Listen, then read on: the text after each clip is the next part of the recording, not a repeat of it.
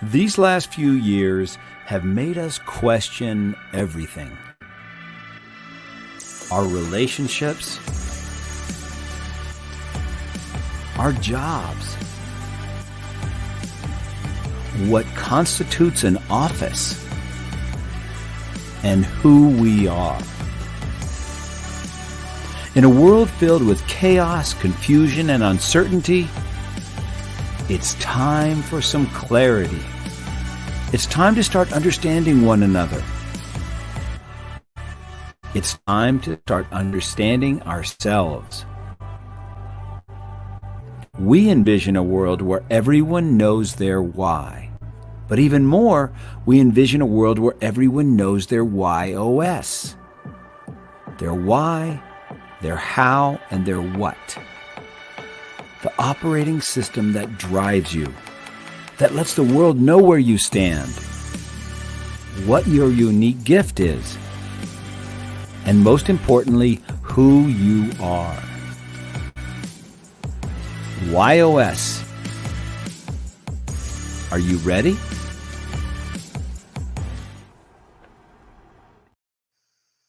Well, hello and welcome to Why Not Wednesday, everyone. We are blessed to have our good friend Elinor Stutz with us today. And let me tell you a little bit about our guest on Why Not Wednesday today. Elinor has broken through barriers long before doing it was popular.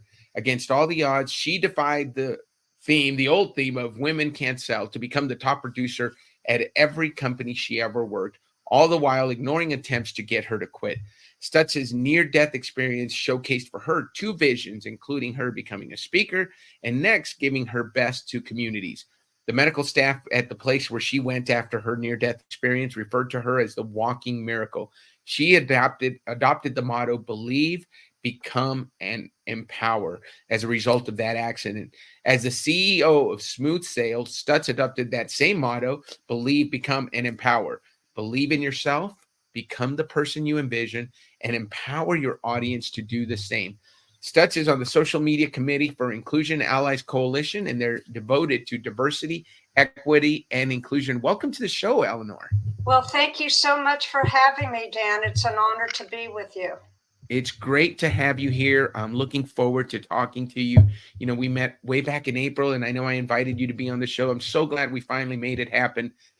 You definitely have a great story, and you have a best-selling book. So, let's talk about that book because that is really, even as I was introducing you, and maybe even before we get to the book, let's talk about your WHY.os, because as I was introducing you, we talked about the first thing I said, you broke through barriers long before doing so was popular. So let's start with that. Your WHY.os, and that's how we met, right? You discovered your why operating system. And your why is to challenge the status quo, think differently, think outside the box, do what others won't do. And that was right in the intro. You started breaking barriers before it was popular to do so. Your how is to clarify, to help people gain clarity. How you challenge is by helping people get clear, making sure you communicate clearly, that they understand you clearly and you understand them clearly. And for you, clarity is important. And then your final part of your WHY.os is your what people can count on from you, is that you're going to contribute to their success.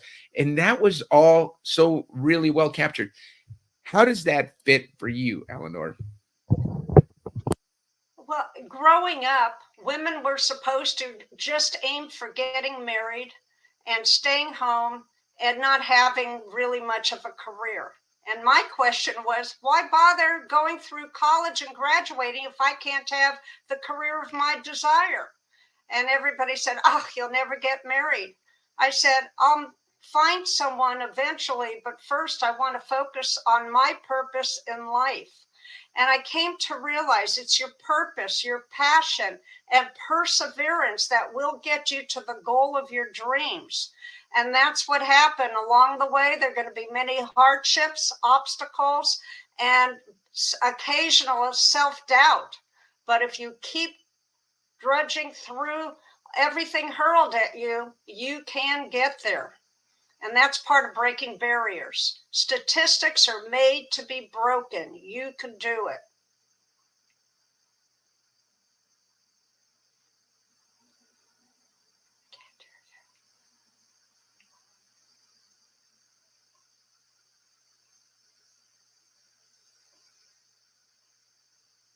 There we go. Can you hear me?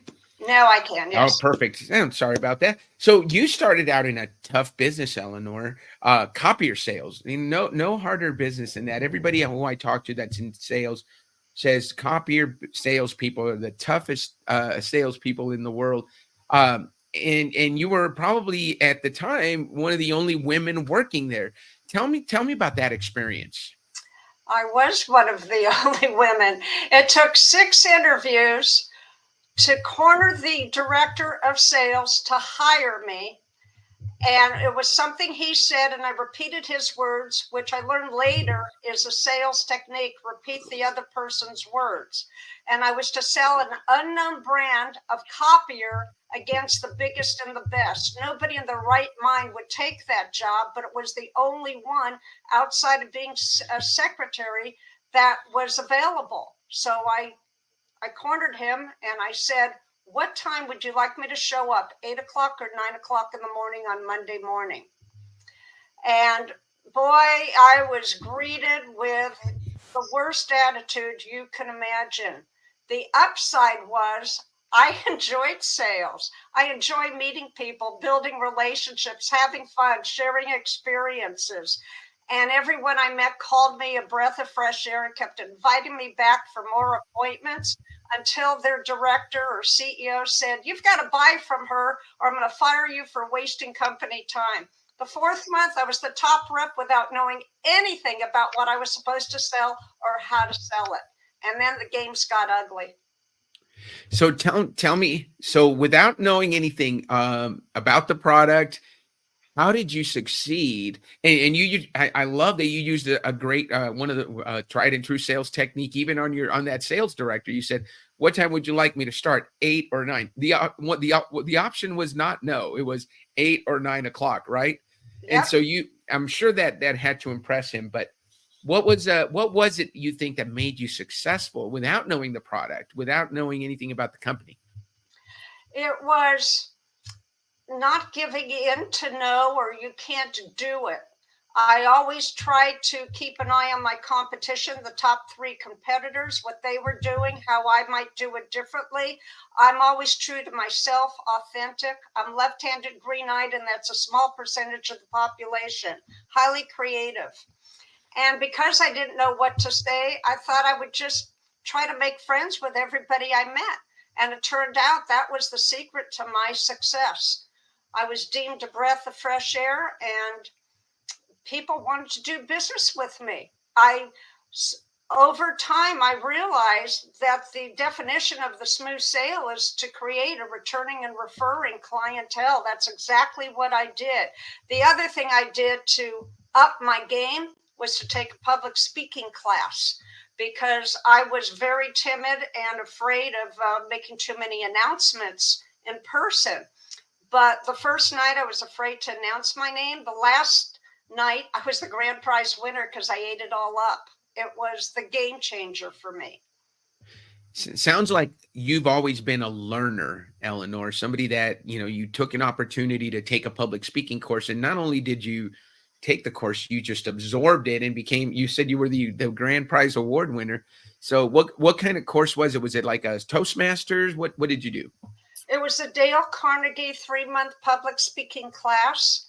And the irony is, at the end of the class, I won his book, How to Win Friends and Influence People. That was the basis of all the information they shared during that class. And I implemented. And the one technique is what I grasped, tried, and never stopped using, is to share your stories, your worst experiences, your best experience, and the best outcome is to share laughter.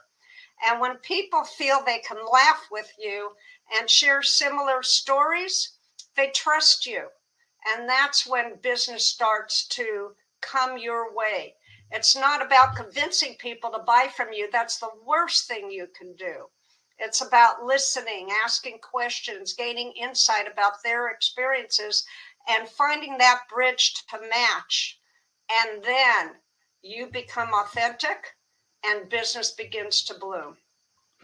So you said a lot there, and I definitely want to get into that. You've written a best-selling book called Nice girls do get the sale. Using Yes. the power of empathy to build relationships and get results.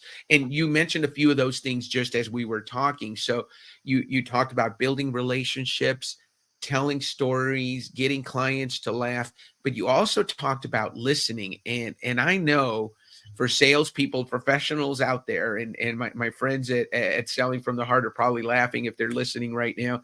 Uh, it's hard to tell a lot of stories and share your stories while at the same time being a good listener. What's a good balance? What's a trick that you've found works in all your success you've had to make sure you're listening enough, but also sharing information that connects you to the client? Okay. I do things impromptu, but I have the prospective client speak first. I ask, what caught your attention to meet with me today? And that takes them on a path, and they're very cautious about what they do. But sometimes they'll say something, and I'll ask questions about what they say. Do you mind answering this? Because I find it a little puzzling. And then they'll give me more insight. And very often it brings a memory to mind, and I'll share it with them. They'll be surprised, they'll smile, and then they'll share more with me. And then that's how we become comfortable in getting off the typical business routine of speaking and on a more personal level. And it worked beautifully. Now you were selling in the beginning of your career, you were selling a no brand copier. And we don't have to say the name, but you were going against number one, right? Mm-hmm. Um, that's a tough order, and it's your first sales job. Yeah, and you're the only woman, and people are working against you. For those of you, those that haven't lived in that era, tell us some of the stuff that you had to face as a woman in a male dominated industry. Well, when we had team meetings, the men would ask me to serve them coffee, and I'd say, go get it yourself. and, and it picked up. I mean, they were trying everything they could. When I was the top producer the fourth month, you won't believe what my reward was. They decided to give the men a treat to, on the wrong side of town, a mother-daughter combo at a motel, modeling fashion outfits that was questionable, to say the least. And I didn't know how to handle that, but my car drove me to the event. And after it was all over, trust me, they swore they'd never do that one again. But the games got uglier as I kept being the top producer. This is the first job. And I just addressed each step at a time. And the secretaries were very proud of me. So you're the top producer, fourth month in, you win. This was the prize to go see a mother daughter modeling show.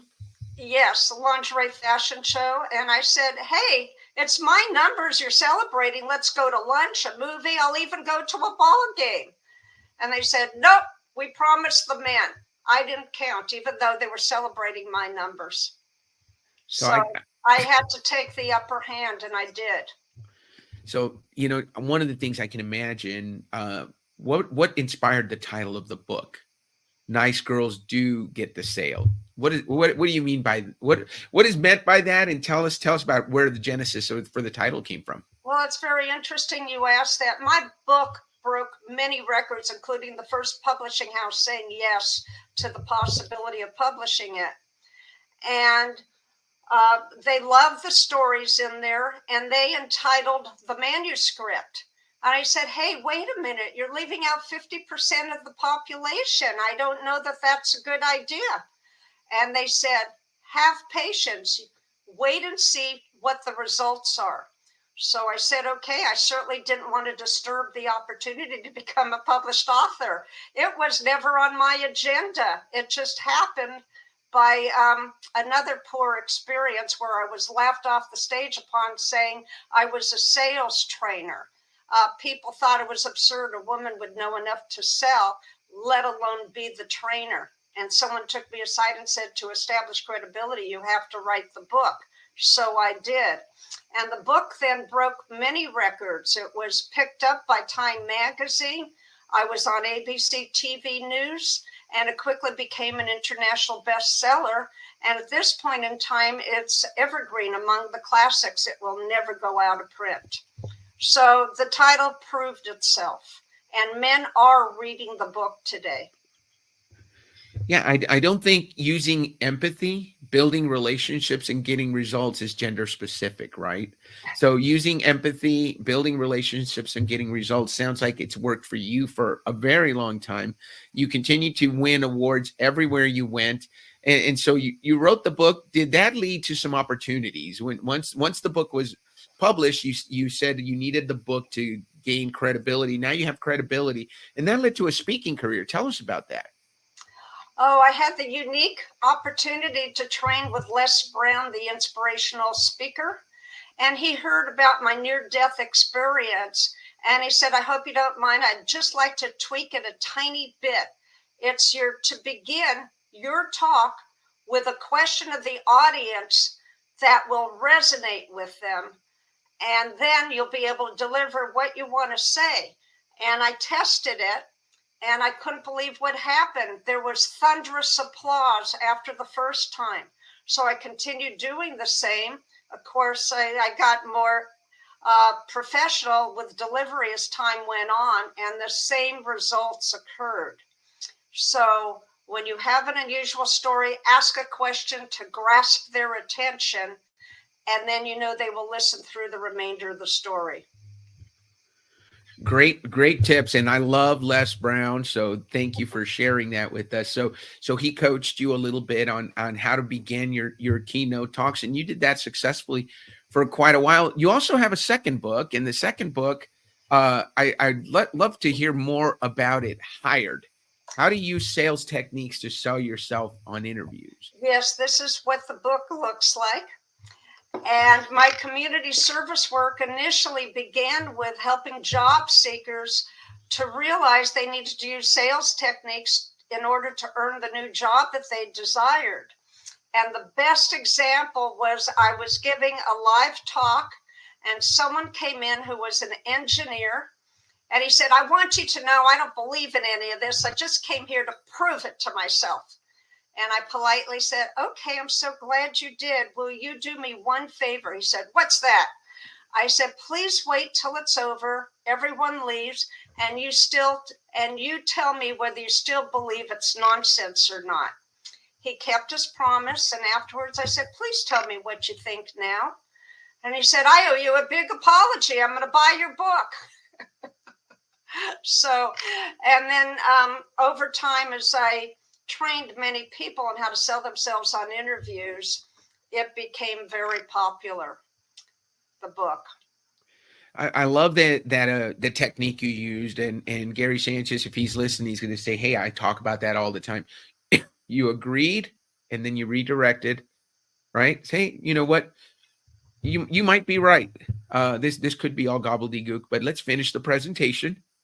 And then at the end, you and I talk, and you can tell me what your thoughts are. So it allowed you to continue on stage. A lot of people who are listening, who are speakers, we all fear that heckler in the audience. Now, was he somebody that was combative in the audience, or just came up to you individually, or was it during the presentation? No, he was very polite and quiet, and he came up to me afterward. And so I really welcomed his input. I always welcome input, whether it's negative or positive. And here's why. Sometimes in a negative input, particularly in sales, you uncover a nugget that you might be overlooking, or an additional strategy that you never considered. So I always ask for feedback before I leave an appointment. And the same applied in this case. And it all turned out very well.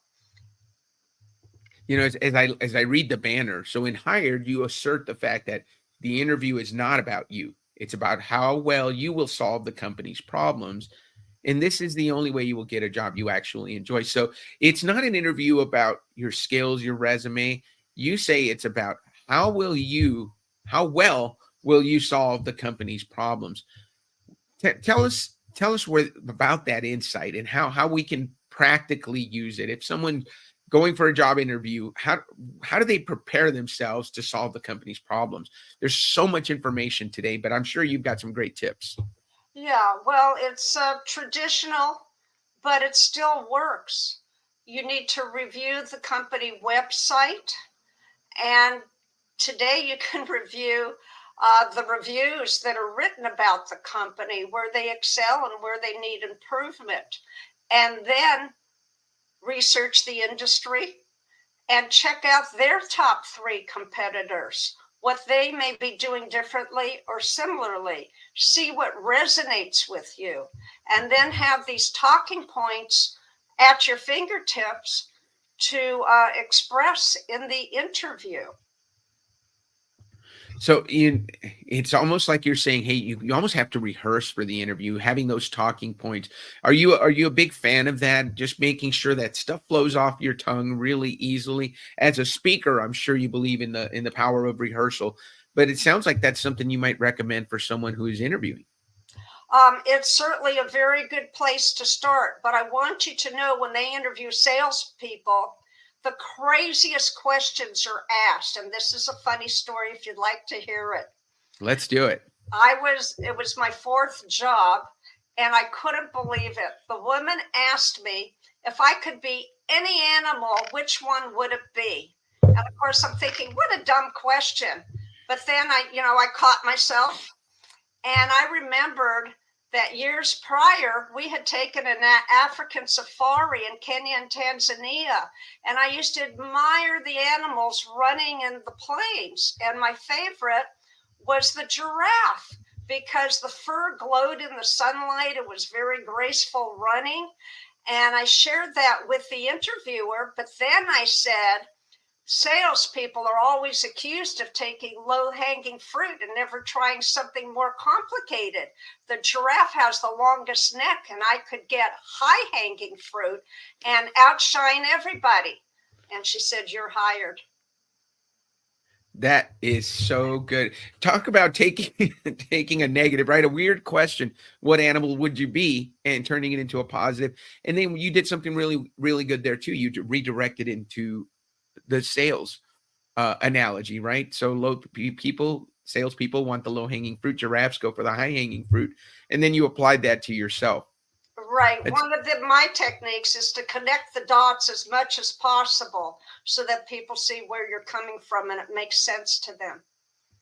that is great, Elinor. So tell me about Smooth Sale. That's your company. If somebody works with you and at Smooth Sale, what is it that they're going to get? Well, my mantra is always be consistent and authentic. Values and priorities um, take priority. So you need to connect with people who think similarly in that regard. When you meet someone who is not willing to move with integrity or be consistent, move away. Don't waste your time. A lot of people try to convince others, but that never works. You have to be genuine. And the other thing about sales is that your personal brand, your identity becomes your branding program, and the branding program soon morphs into your marketing program, which all precedes sales. Mm-hmm. People have to know, like, and trust you to purchase for you. That's the sales philosophy. People have to know, like, and trust you before they'll buy from you. That's a great advice. So, Elinor, we talked earlier about your why of challenge, and you've told some great stories. Where did the why of challenging the status quo? When's the first time you remember it growing up, where you said, hey, why do we have to do it that way? Why do we have to follow the rules? Can you remember a specific time that maybe the first time you did that?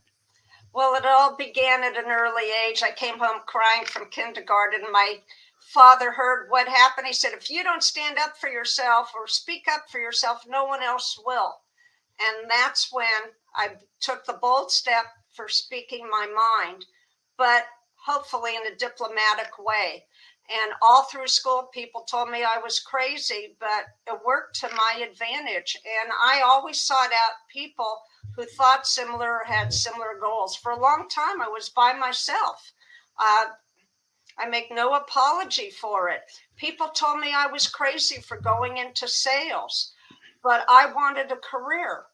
Whatever is important to you, you need to figure out the pros and cons if you're missing anything, and figure out the better road ahead to make it happen.